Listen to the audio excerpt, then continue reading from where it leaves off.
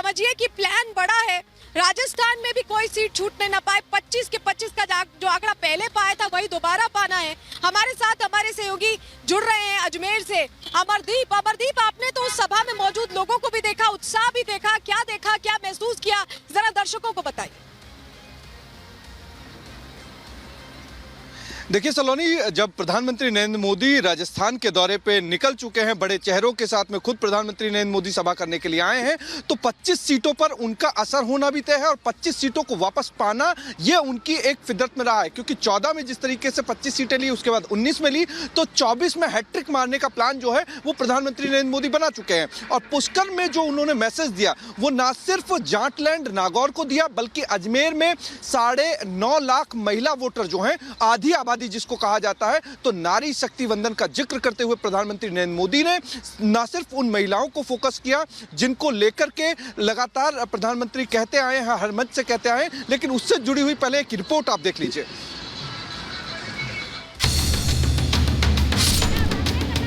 मैं गरीब मां का बेटा हूं, इसलिए हर मां का दुख दर्द भली भांति समझता हूं। देश के कोने कोने में कमल खिलाने जा रही है।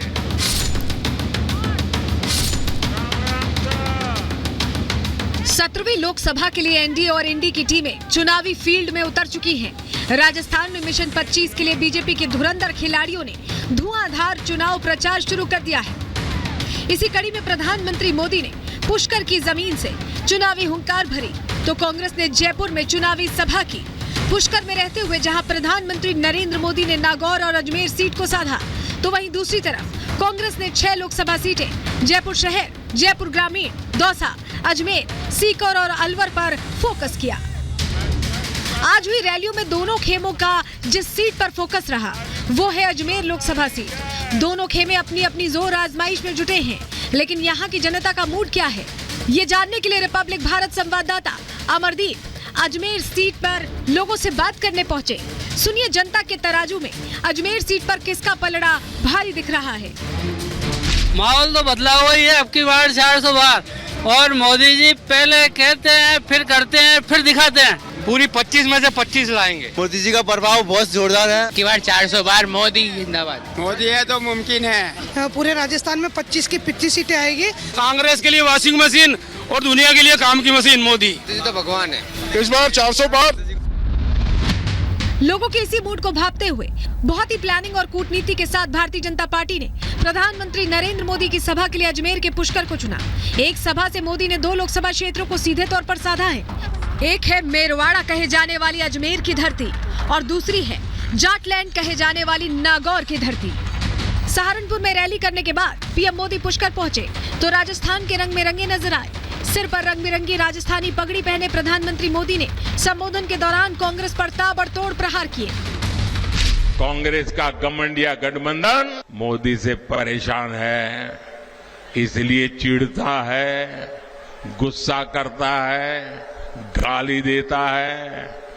लेकिन कांग्रेस के लोग समझ ले, आप जितना कीचड़ उछालोगे ना, जितना कीचड़ उछालोगे, कमल उतना ही ज्यादा खिलने वाला है। अजमेर में मौजूदा सांसद भागीरथ चौधरी का मुकाबला कांग्रेस के पुराने चेहरे रामचंद्र चौधरी से है। वहीं नागौर में ज्योति मिर्धा का परंपरागत मुकाबला कांग्रेस आरएलपी गठबंधन उम्मीदवार हनुमान बेनीवाल से है। खास बात यह है कि भागीरथ और ज्योति दोनों ही विधानसभा चुनाव हार गए थे, फिर भी बीजेपी ने उन्हें टिकट दिया है। मोदी दोनों उम्मीदवारों के लिए प्रचार करने पहुंचे और जनता के बीच दावा कर रहे हैं कि बीते 2 कार्यकालों में जो कुछ भी हुआ है वो सिर्फ एक ट्रेलर था और तीसरे कार्यकाल के लिए उनका प्लान तैयार है। मोदी ने दावा तो यहाँ तक किया कि तीसरे कार्यकाल के 100 दिन में वो बड़े फैसले लेने वाले हैं। बीते 10 वर्ष में नारी कल्याण के लिए हमने जो किया है वो तो अभी ट्रेलर है, ट्रेलर। हमें देश को बहुत आगे लेके जाना है। मोदी को जिताएंगे, हर नारी कह रही है, हर नारी की गारंटी है। अजमेर लोकसभा सामान्य श्रेणी की सीट है। यहाँ एससी मतदाताओं की संख्या 19.5% है, तो एसटी वोटर्स करीब 3% हैं। मुस्लिम मतदाता 8.8% है, जबकि ग्रामीण वोटर्स 66.3% हैं। शहरी मतदाता अजमेर सीट पर 33.7% हैं। मोदी ने देश की आधी आबादी को भी पुष्कर के मंच से ही साधने की कोशिश की। प्रधानमंत्री ने देश के विकास के लिए महिलाओं के योगदान को सबसे अहम बताया। 2047 तक भारत को विकसित बनाना है। हमें भारत को दुनिया की तीसरी बड़ी आर्थिक ताकत बनाना है। ये तभी संभव होगा जब देश की आधी आबादी की भागीदारी का विस्तार होगा। जनता में मोदी का क्रेज अलग ही है। कांग्रेस की बॉल पर मोदी ऐसे चौके छक्के जड़ते हैं कि टीम हाथ के पसीने छूट जाते हैं। मिजाज क्या है? बस जीत का मिजाज दिखाई दे रहा है। किसकी जीत का? बीजेपी की जीत। अब की बार 400 पार। जो विपक्ष है वो कितना भी रोक ले, लेकिन आएगा तो मोदी, और अजमेर से मोदी जीतेगी। पूरी 25 की 25 सीट बीजेपी में जाएगी। प्रदेश लगातार मोदी जी के कार्यकाल में उन्नति कर रहा है। एक चाल कांग्रेसी चलते हैं तो 2.5 चाल चल बीजेपी। कांग्रेस की सभी चालों को नो बॉल में बदल देती है। कांग्रेस ने घोषणा पत्र जारी किया तो मोदी ने उसे झूठ का पुलिंदा करार दिया। कांग्रेस के घोषणा पत्र में वही सोच झलकती है जो सोच आजादी के समय मुस्लिम लीग में थी। भाइयों बहनों, घोषणा पत्र देखोगे तो ये भारत को पिछली शताब्दी में धकेलने का एजेंडा लेकर के आए हैं। प्रधानमंत्री ने रामलला की प्राण प्रतिष्ठा के कार्यक्रम से कांग्रेस की गैर मौजूदगी के मुद्दे को राजस्थान की धरती से भी उठाया और कांग्रेस पर सवाल खड़े कर दिए। चलो भाई, राम मंदिर बन गया, लेकिन उसकी प्राण प्रतिष्ठा में ताने का विरोध करना ये शोभा देता है क्या? इतना ही नहीं, अगर कोई प्राण प्रतिष्ठा में आ गया तो उसको कांग्रेस पार्टी से 6 साल के लिए निकाल दिया। उस राम के खिलाफ इतना गुस्सा मेरे दिमाग में नहीं बैठ रहा है भैया। मोदी दावा कर रहे हैं कि नतीजों से पहले ही विपक्ष हार मान चुका है, तो जनता बड़ी संख्या में जुटकर प्रधानमंत्री मोदी को आशीर्वाद दे रही है। मोदी लगातार एक के बाद एक रैलियां कर देश के हर एक नागरिक तक पहुंचने की कोशिश कर रहे हैं ताकि मिशन 400 पार वो आसानी से छू जाए। इसी कड़ी में राजस्थान की 2 सीटों पर प्रचार कर मोदी ने यहां के सियासी रण को और भी तपा दिया है। Bureau report, Republic Bharat.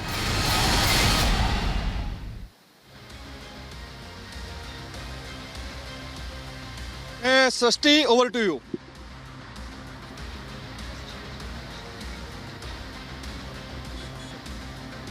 देश में क्या माहौल है चुनावी दिखाने की कोशिश कर रहे हैं। हमारी मौजूदगी आज घोसी में रही।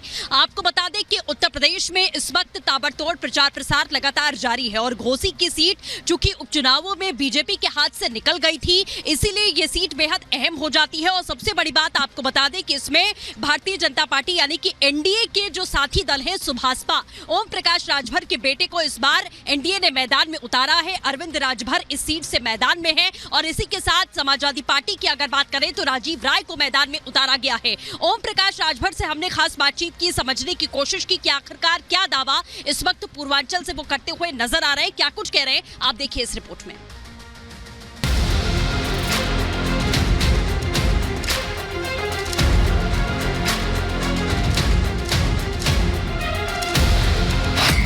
इंडियन पॉलिटिकल लीग में बात सियासत के उस खिलाड़ी की जो पूर्वांचल की राजनीति में अपनी बेबाकी और जातीय समीकरण को साधने के लिए जाना जाता है। सुहेल देव भारतीय समाज पार्टी के सुप्रीमो ओम प्रकाश राजभर इन दिनों पूर्वांचल में खासा एक्टिव हैं। राजभर समाज के साथ साथ SC/ST वोटर्स में अच्छी पकड़ वाले OP राजभर अपने दम पर किसी भी सियासी मैच का रुख मोड़ने का मादा रखते हैं। उत्तर प्रदेश में सियासी लाभ के लिए अखिलेश यादव ने सुबह सपा से गठबंधन तो किया, लेकिन पिछड़ों को उनका हक दिलाने के बजाय उनकी अनदेखी शुरू कर दी। यही वजह रही कि ओम प्रकाश राजभर एक बार फिर एनडीए में शामिल हो गए। बीजेपी से हाथ मिलाया तो सीएम योगी ने उन्हें वो सम्मान दिया जिसके वो हकदार थे। OP राजभर को जहां अल्पसंख्यक विभाग की जिम्मेदारी सौंपी गई है, वहीं पूर्वांचल में पिछड़ों की आवाज बुलंद करने के लिए उनके बेटे अरविंद राजभर को घोसी लोकसभा सीट से उम्मीदवार भी बनाया गया है। एनडीए में सुबह सपा को अहमियत मिली तो OP राजभर भी गठबंधन का धर्म निभाने के लिए मैदान में उतर आए हैं। अब की बार 400 पार का नारा लिए ओम प्रकाश राजभर जनता के बीच जा रहे हैं। हमारी संवाददाता सृष्टि पांडे ने जब राजभर से विपक्ष के बारे में सवाल किया तो सुनिए उन्होंने क्या कहा। विपक्ष ने एक गोल बांधी जो थोड़ी सी हवा उठी या हवा गोल बना, उस गोल के ही गोल अगुआ माननीय नीतीश जी ने उस छुच्छी खोल के हवा निकाल दिया। वो आ गए हम लोगों के साथ, आ गए एनडीए में।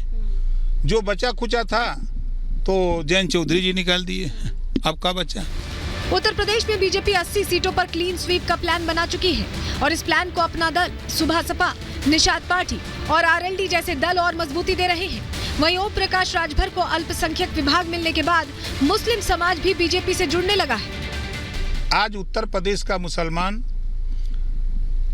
अपने निगाहों से उम्मीद जगाया है कि अल्पसंख्यक विभाग ओम प्रकाश राजभर को मिला है तो हमारा भी अब भला होगा, ऐसी उनमें उम्मीद जगी है। तो वो भी मुसलमान भी इस बार के चुनाव में आप देखिएगा बड़ी संख्या में भाजपा को वोट देगा।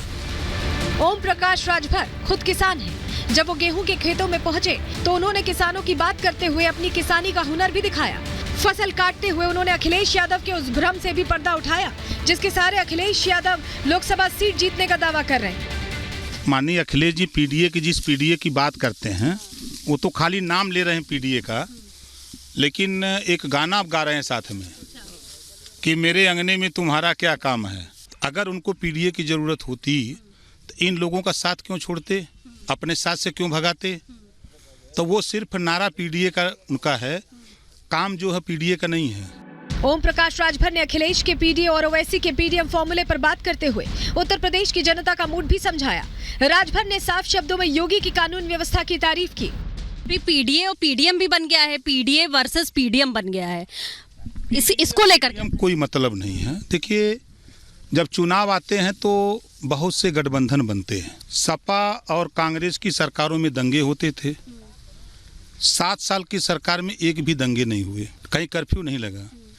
इस बात से मुसलमान भी खुश है, हिंदू भी खुश है, सब लोग खुश हैं। घोसी लोकसभा सीट के जातीय समीकरण की बात करें तो यहाँ करीब 17 लाख वोटर्स हैं, जिनमें करीब 4.5 लाख दलित वोटर हैं, 2.5 लाख मुस्लिम वोटर हैं, करीब 2 लाख यादव मतदाता, लगभग 2 लाख नौनिया चौहान, 1 लाख वैश्य, 50-50 हजार भूमियार और मौर्य वोटर मौजूद हैं।